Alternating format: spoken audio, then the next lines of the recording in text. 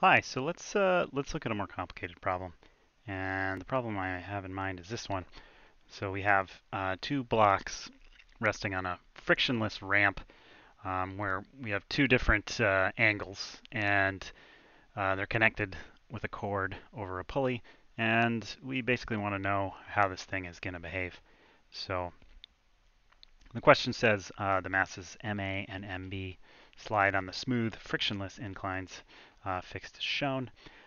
We want to A, determine a formula for the acceleration of the system in terms of the masses and angles, and G, and B, if mass A is such and such and we're given these angles, what mass B would keep the system at rest, and then what would be the tension in that case.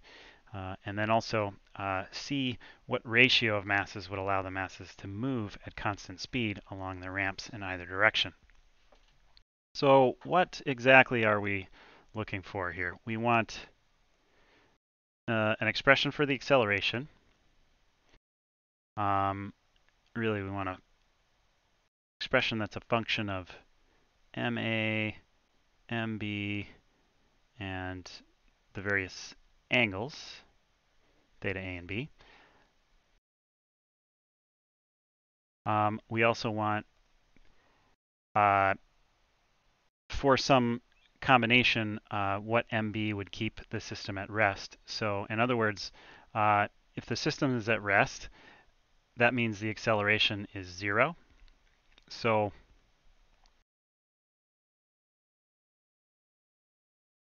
what MB for acceleration to be 0, and what would the tension be in that case? And then lastly, we're looking for what ratio of masses would allow this thing to move at constant speeds. So what that would mean would be that there would not be any acceleration either. So what combination of masses gives you acceleration equaling 0? So for this problem, we're going to approach this kind of how we would other questions where we have an incline. We're going to tilt our coordinate system. And this makes this easier because it takes this motion that's happening in 2 dimensions and simplifies it to motion along 1 dimension. And we can do this because the pulley is changing direction, just like we had done with a combination where you have one incline and, say, a vertical or a horizontal surface. And let's create some free body diagrams. So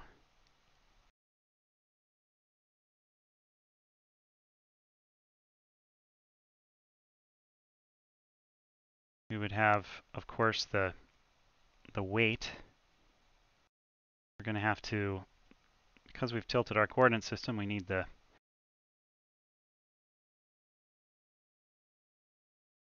components. When we break this up, so theta here is also here. So the component that's perpendicular to the ramp here would be MAG. I should be more careful here. MAG, that's the cosine piece.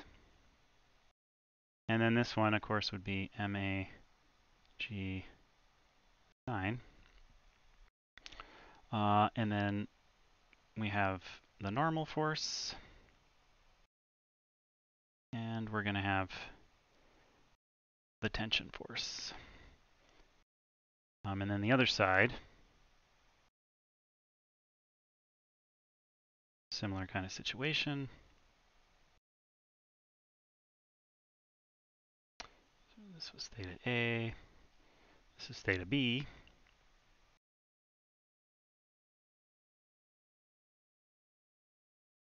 This would be MBG sine theta B. This will be the cosine piece.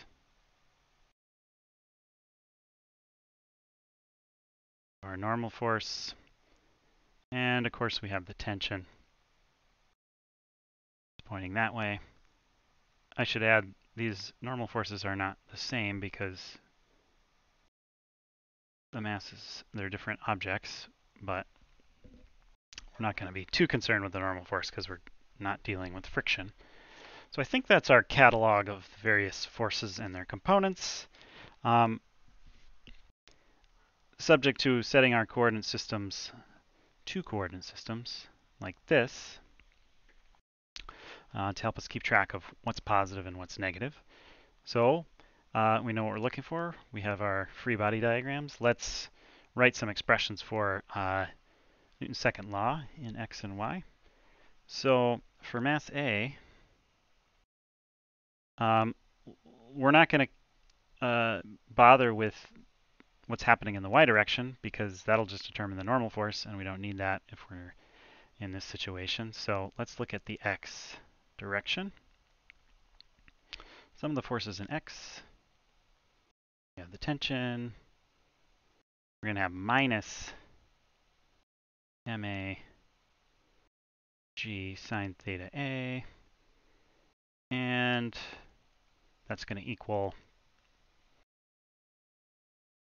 ma times its acceleration. Now I should take a moment here. We could specify this as the acceleration of a, say. Something I want to note, though, since these blocks are connected together, the assumption is that they're going to accelerate the same. If they didn't, that would mean one would be getting away from the other one. The cord would have to be getting longer or something. So one way to think about this is just to say that the acceleration magnitudes all have to be the same. And so we'll just use one letter A to represent our acceleration. And we can think about this as the fact that the pulley is changing the direction of that. And it's an idealization because we're able to get away with that part because the pulley, we're not accounting for any of the friction or anything that's would happen with a real pulley. So, okay. Let's look at MB.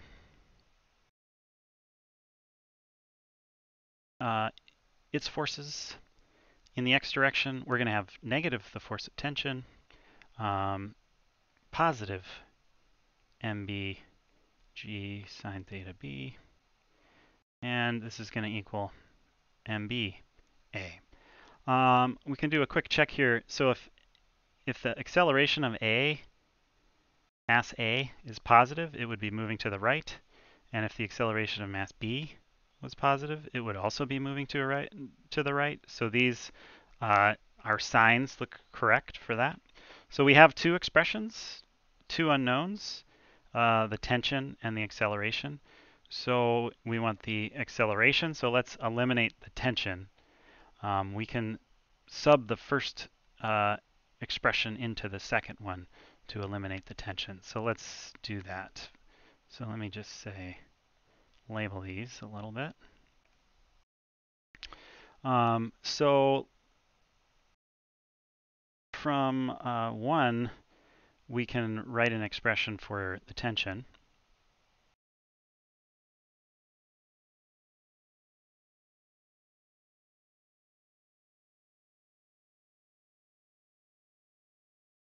And let's sub that in to 2 then. So notice this will be negative times this thing.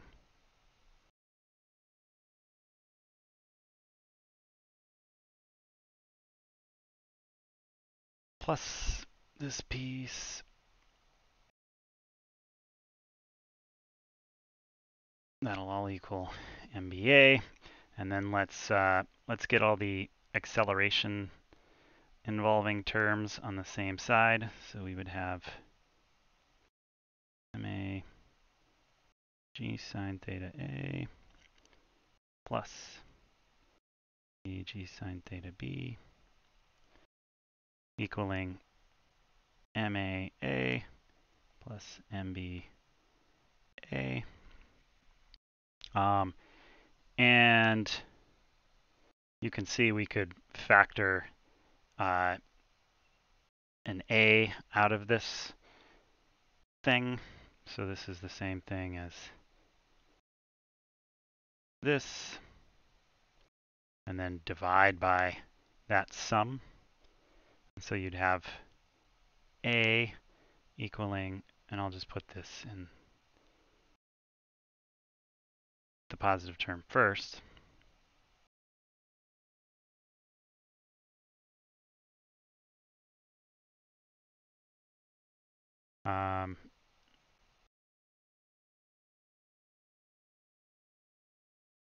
So now we have an expression for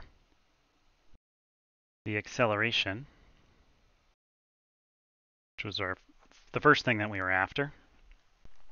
And this is kind of complicated, but we can check the units, for example. So this thing, the numerator has mass times acceleration, and then it'll be divided by mass, so it has units of acceleration, which is good. We can check the limits and see if it kind of agrees with our intuition here. So if MA, say, is way bigger, so let's kind of check the logic here. If MA is much bigger than MB, notice that this would become the acceleration of this. It would in the denominator, the MA would basically dominate, and the MB would go to 0. So this would go away, and this would go away, and we'd be left with an acceleration that would be negative g sine theta a, and that would be just down this way, which is what we would expect if mass B became irrelevant. And kind of by the same token, if mass B became much bigger than mass A, we would end up with the acceleration going towards g sine theta a,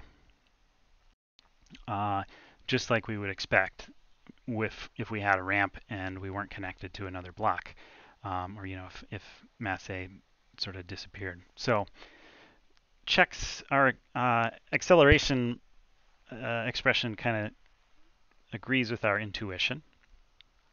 So what else did we want to know? We wanted to know for some combination of masses and angles, what acceleration or what MB would cause the acceleration to be 0. So this was A. Part B, MB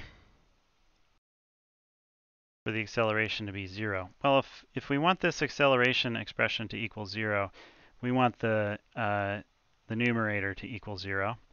So we would want MB g sine theta b minus MB MA g sine theta a to equal 0. In order for that to happen, notice it's not going to depend on g. We can eliminate that, and then we can solve this for mass b. So this would be g sine theta a divided by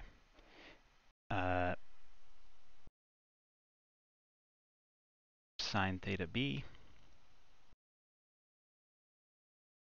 And we don't have this factor of g in there. And we can put in our numerical values. So we were told that this was for a mass A of 5 kilograms, theta A of 32 degrees, and theta B of 23 degrees.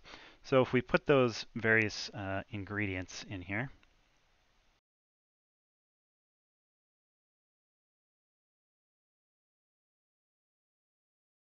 we find that this would be equal to 6.8 kilograms. So this is the mass of mass B, which would cause the acceleration to be 0.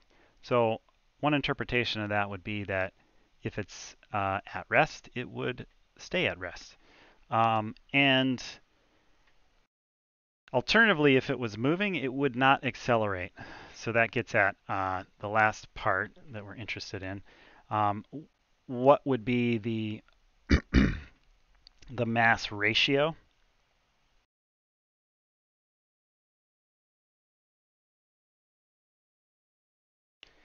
that would allow constant speed? So in other words, allow no acceleration. And that would be, we can just divide the numbers that we had in that scenario. So we would have 5 over 6.8, about 0.74 would be the ratio that would allow movement without acceleration.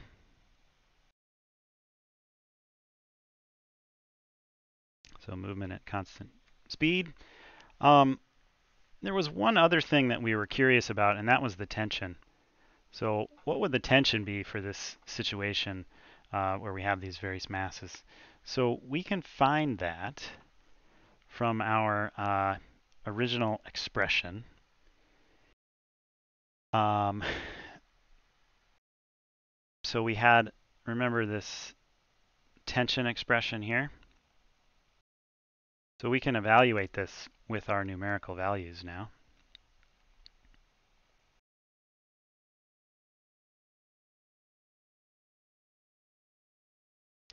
Now, in this case, we picked values such that this acceleration would go to 0. So then all we would have to do is put in our mass A times g times sine of 32. And we would find that we'd get a tension of 26 newtons. So this is the tension in the cord when it's balanced.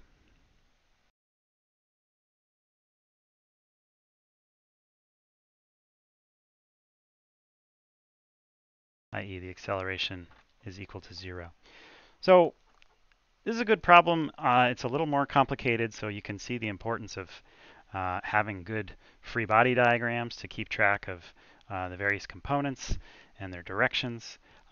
Try to demonstrate for you, these procedures you can use, like checking the sort of the limiting cases to see if the behavior agrees with your intuition.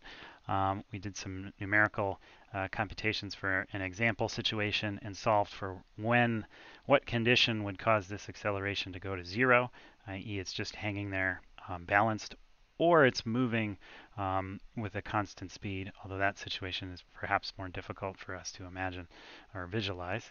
And then we found this ratio of masses that generally would cause that condition of the acceleration to be 0. So